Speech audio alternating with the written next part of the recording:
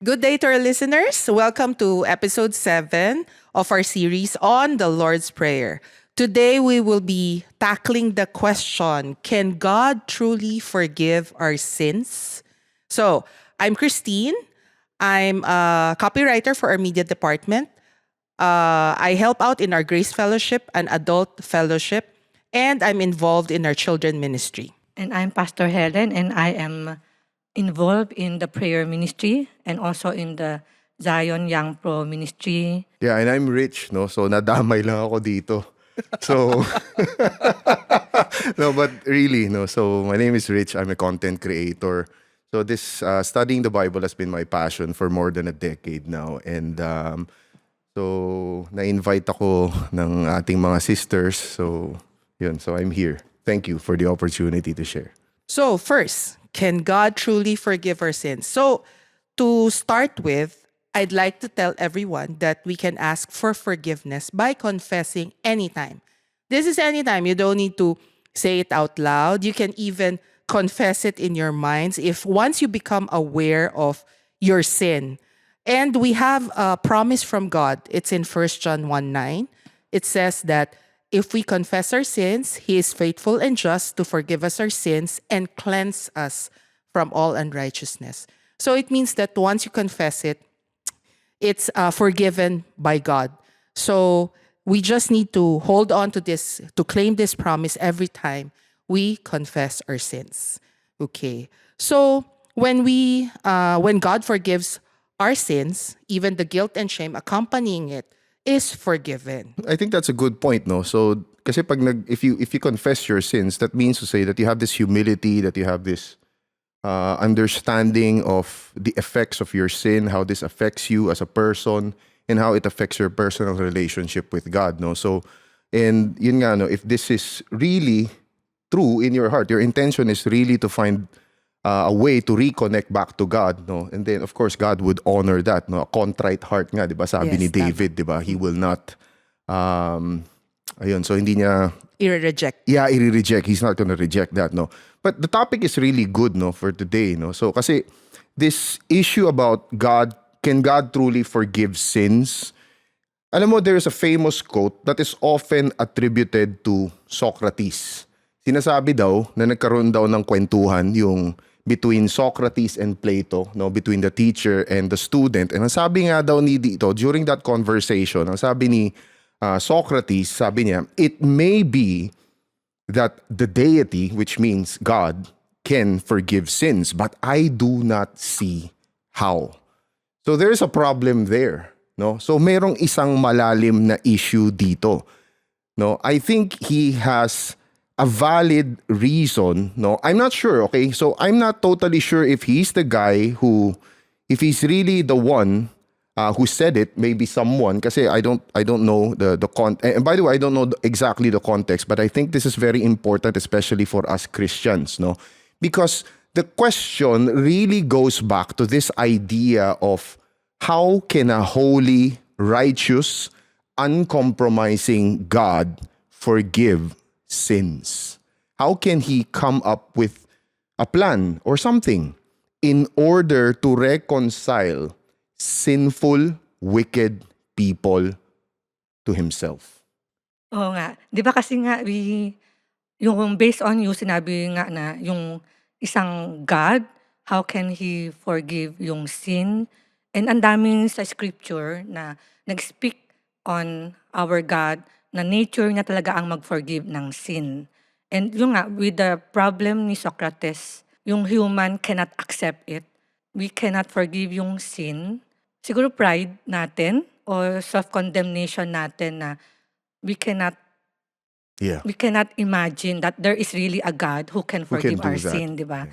But sa Bible nga sabi nga niya, ito yung character ni God sa 1 John 1:9 that He is faithful and just and He will forgive yung sin natin if nag-confess tayo. Dito sa Daniel chapter 9 verse 9, sabi nga niya na to the Lord our God belong mercy and forgiveness for we have rebelled against Him. Yeah. Kahit na sinabi niya, na kahit yung tao nag-rebel na sa Kanya, but this is our God. Yung nature niya is to be merciful and to be forgiving. we really believe, as Christians, we believe that our God, in His nature, He will He truly can, forgive yeah, our sins. forgive sins. But ang problem is talaga yung human na tayo mismo ayaw natin or hindi natin kaya matanggap kasi we feel na unworthy tayo to Yes. receive forgiveness. Kasi like kanina nag-usap kami ni Christine doon sa lounge. Sabi nga niya na andoon yung kayabangan natin na Yeah. hindi ko matanggap. Pero si God finorgive na tayo, but bakit hindi natin matanggap? It is because feeling natin mas Mas malakas, magaling mas tayo magaling kay tayo God. kay God. Yeah, Ayun. yeah, yeah. Yun yung Yeah. sabi ko kanya. Mas magaling tayo kay God. Na mas righteous tayo kay God. Pero wrong. That is wrong. Hindi Yeah. siya yung tamang way of seeing who God is. So I think the problem when you look at the question or the statement na sinasabing nanggaling kay Socrates is he undermined the ability and capacity of God to condescend himself to come up with a plan. Kasi bakit? Hindi niya nakikita ang worth ng buhay ng isang tao. He sees it as something trivial as compared to God, no, sa buhay ng Diyos, or sabihin na natin from God's point of view. It's just, ang tingin niya siguro is, why would God care about human beings na napakaliit, na napaka-trivial lang ng value niya? So he undermined the capacity of God. No, hindi niya nakikita yung pagmamahal ng Diyos sa tao, no, to his, and by the way, it's not just God, sa creation. So I think that's the problem with this kind of thinking, and I think he considered it very carefully. Kaya niya sinabi to. It's just that nagkataon, wala siyang, kumbaga sa he came from a different culture. Wala siyang basis. He wasn't aware. Oo, Yeah, yung he basis wasn't. niya is Yes, not he the wasn't Bible. aware that there is a God, no, called Yahweh at the time of the Old Testament, and at the same time, of course, hindi naman niya naabutan si Kristo, Yeah. right? And this is so true. You see, when you look at the problem with people, ang lagi nating iniisip, no, it's just behavior. No, it's just behavior. And yun nga, iniisip natin, ay, the Ten Commandments is given to us so that pag sumunod tayo, we're gonna be saved. Yun ang iniisip natin right? Yes. If you ask most of the people, or sabihin natin Christians, marami sa atin, we think na the laws were given to the people, to the Israelite, so that they can be forgiven. Di ba? Pinag-usapan din natin kanina Yeah, yung yeah. Levitical offerings. Di ba? We're talking about these things. No. The point is, kaya mo to ginagawa because you're already part of the community. You're already, kumbaga sa in the New Testament, we're already saved. That's the reason why you're obeying. That's why you are following these commandments. You're not doing this to earn brownie points. You're already called out. Tinawag ka na, inilabas ka na. Di ba? And we are supposed to be set apart. Exactly. As God's people, as God's Tama. children, we are supposed to be set Tama. apart. We're supposed to be sanctified. That's the Yes. word, to be holy, to be sanctified, diba? To be hagios, Yeah. holy ones, right? Because the entire Levitical offering system, the system of sacrifice, it's meant to teach the people that you do not approach God carelessly. You have to follow a certain procedure. As you enter the temple, as you go closer inside the Holy of Holies, the place becomes more and more sacred. So the way you approach God, you have to be very careful because it could mean death for you. Diba? And the reason, and even in the Old Testament, yung tulad ng pinag-uusapan natin, the sin offering, the guilt offering, if you notice, no, during the Day of Atonement, which is once in a year, only the high priest can go inside the inner, the Holy of Holies. The blood is applied only to the furniture, not to the people. Why? Because the place becomes contaminated by the presence of humans Who are sinful. who are sinful. Yes. No? So what happens is that they have to perform the sacrifice. Diba? The idea where one goat is to be sacrificed and the other one is to be sent, diba? Is to be sent into the wilderness. Why? It acts sort of like a garbage truck. Lahat ng kasalanan, itatransport mo dun. No, contaminants. Sabihin na natin contaminants. No? And kung mapapansin nyo, the sins are usually unintentional. Yes. Oh, di ba? Yes, Napansin nyo? yes, Why? yes. If your sins are intentional, ano ang ginagawa sa'yo? If you commit adultery, what do they do? Di ba? Ano ang judgment doon? You're stoned to death. Yes, yes, Capital punishment. Yes. Right? If you murder, it's considered as capital punishment. You commit idolatry, adultery.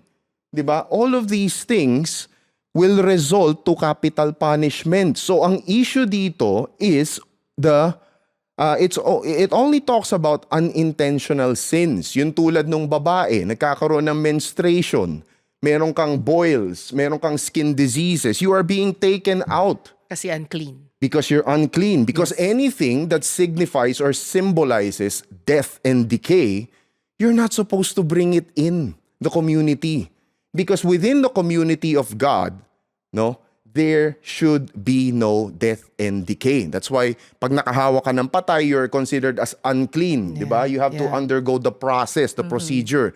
And the Day of Atonement, which is something that they do on an annual basis, is sort of like the switch, no, that resets everything back to its original condition. If you want God to stay there, you have to do annual house cleaning, housekeeping. So that's the whole idea. It's meant to communicate holiness. Huwag kang basta lalapit sa akin kasi delikado. It's not that He doesn't want you to come to Him. It's just that He wants to show you He is uncompromising. And that's the problem. So how can a holy, uncompromising God show love to sinful, wicked people? Dito pumapasok ang ginawa ni Kristo para sa akin. And here's the thing. The Ten Commandments, sabi ko nga, it wasn't supposed to solve the issue of salvation. Yeah.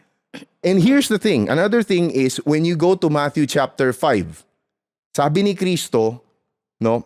Sabi ni Kristo, you look at a woman, you lust after her, you have committed adultery with her in your heart. Ganon din ang sabi niya, you hate your brother, you already murder. 'Di ba? You're endangered of being judged, right? So, the whole point of this laws na binibigay, it wasn't to give you hope na kapag ginawa mo to, okay ka. No. Yeah.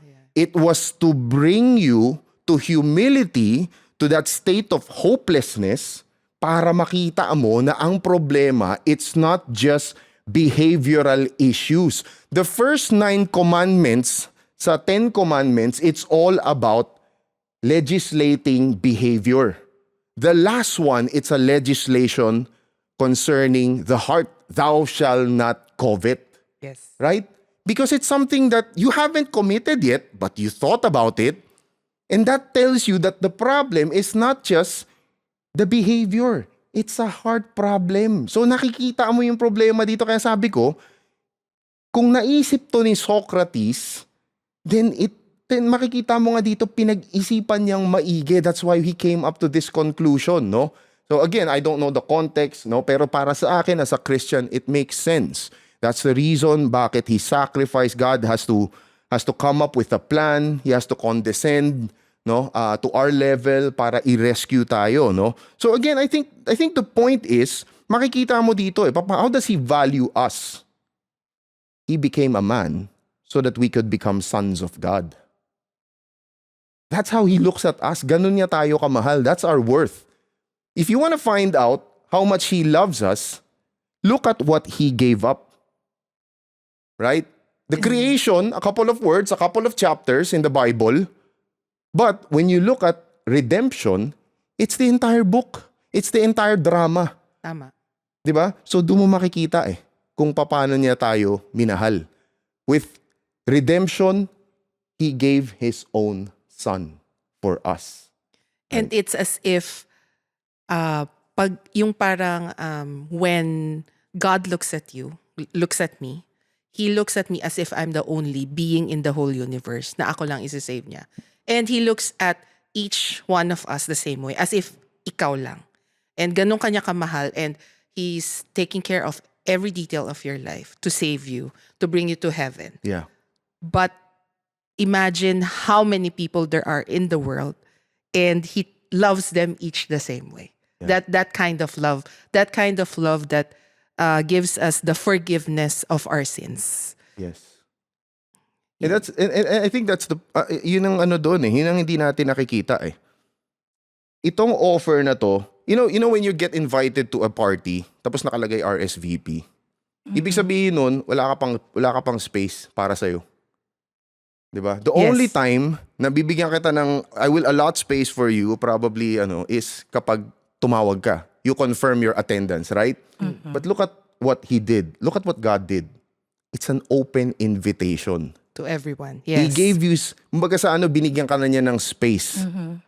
No? The only question is, are you willing to accept the invitation? Di ba? Hindi niya sinabi, sige, mag-accept ka muna. If you're good enough, then that's the time. I'm gonna let you come in. No, he doesn't wait for that. While we were His enemies, while we were still sinners, while we weren't thinking about all these things about God, He already loved us. He gave His life for us bago pa tayo pinanganak. Yes. Right? So that means, kinonsider niya yung rejection. Kung ganong kasakit yun para sa Kanya. But He still went through the cross just for us. Such amazing wisdom na we would never have thought of. Kasi limited ang human wisdom. Kaya so amazed din ako dun sa Psalm 103 verse 12. In Psalm chapter 103, verse 12, sabi niya, as far as the east is from the west, so far has He removed our transgressions from us. This shows the boundless extent to which God forgives sin.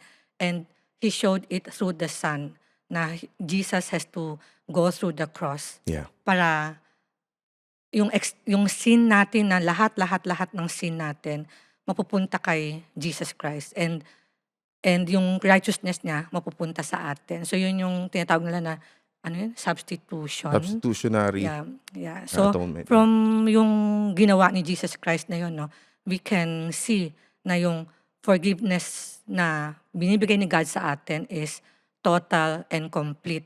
Kaya we can really say that He truly forgives our sin. Even if we are rebellious children, even if naging unfaithful tayo sa Kanya, He still loves us the same, na talagang we are enemies.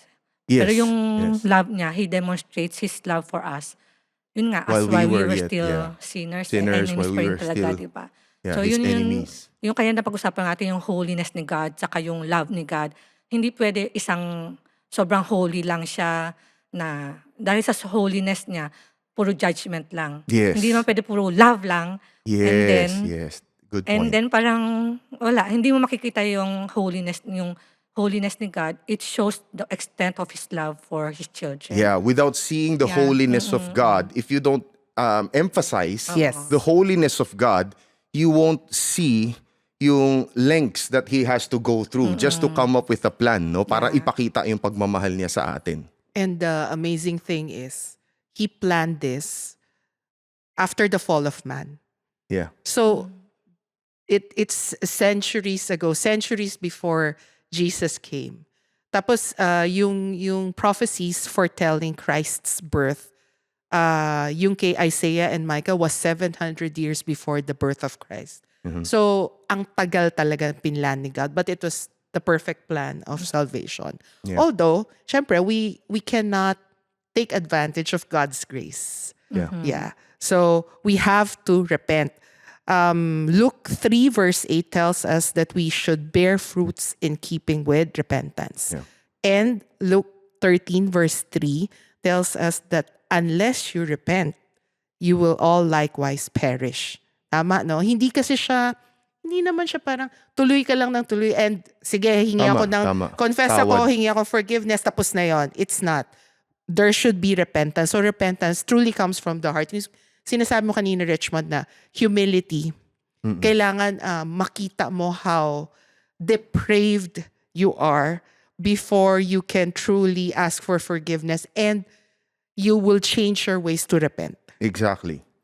Yeah, and that's the thing about faith, no? Sa akin natin pinag-uusapan, faith alone, faith alone. And sometimes people hindi nila nakukuha yung entire picture when you talk about faith. Faith is about allegiance. Faith is about loyalty. Faith is about love. It's about obedience. No? It's all these things put together. Yes. Right? It's not just simply basta sinabi ko siya, naniniwala ako sa'yo, tapos na yung usapan na yun. No. It has to be seen. Fruits, right? Fruits, yes. You have to bear fruits of repentance. Kasi when you give, think about the king. When you give your allegiance to a certain king, it means to say, lahat ng gusto niya, susunod ka. Yes. Right? Susunod ka sa kanyang sa kanyang mga ideologies, sa kanyang what he fights for, all these things. It's to show that you are truly on his side. Alam mo, ito nakakatawa kanina, eksakto, no? How do you show daw yung pagmamahal sa Diyos? By obeying His commandments. And how do you show His commandments? How do you show that you obey His commandments? No, sabi nga daw, you should love your brethren.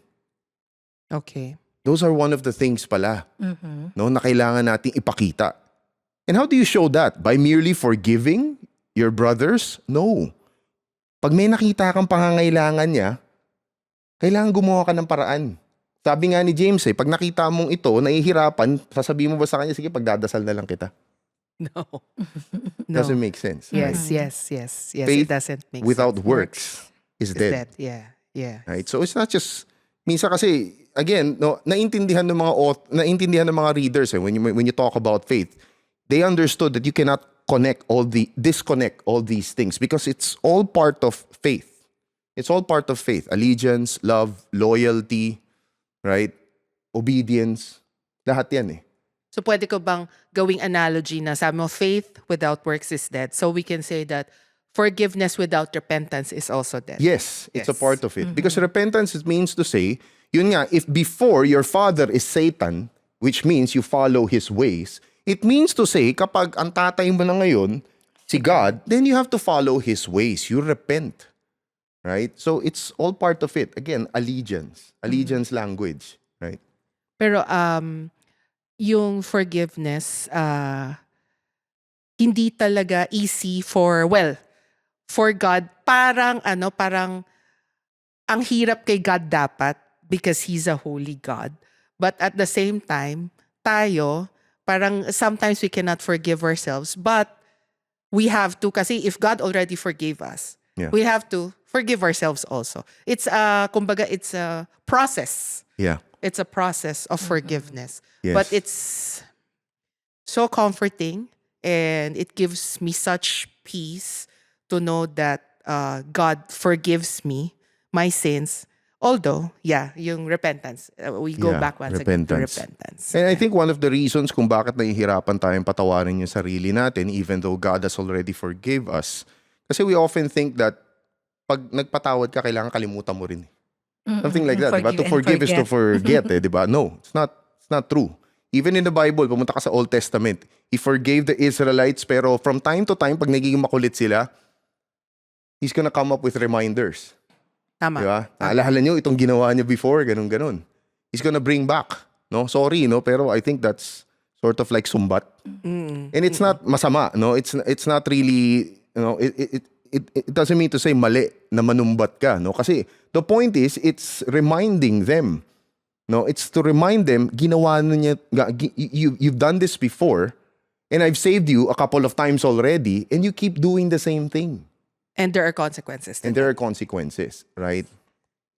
So to answer the question, so can God truly forgive our sins? So yes. Yes, the answer God is can yes. truly forgive our sins. But of course, we have to bear fruits in keeping with repentance. Yes. Sige. Pastor Helen, can you pray for us?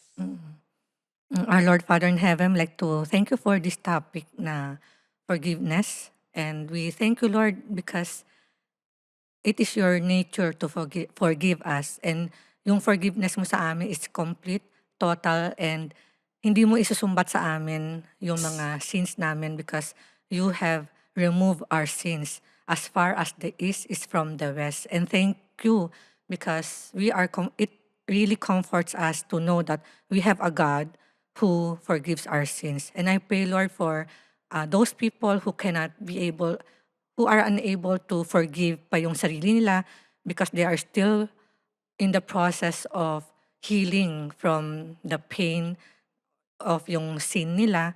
I pray and ask that you will continue to work in their heart so that they can also recognize that you are truly God who forgives sin, and that all of us people are sinners, but then because you are a loving God, you will truly forgive our sins. And I pray, Lord, na we will be courageous and we will be bold enough to come into your presence so that when if we confess our sins, we will recognize that our sins will be forgiven and we will be cleansed from all our unrighteousness. We ask all this in Jesus' name we pray. Amen. Okay, so that concludes our episode 7. Thank you, Richmond, once again for you. accepting our invitation. Yeah, thank you for inviting. So once again, this is Christine, and we'll see you for episode 8.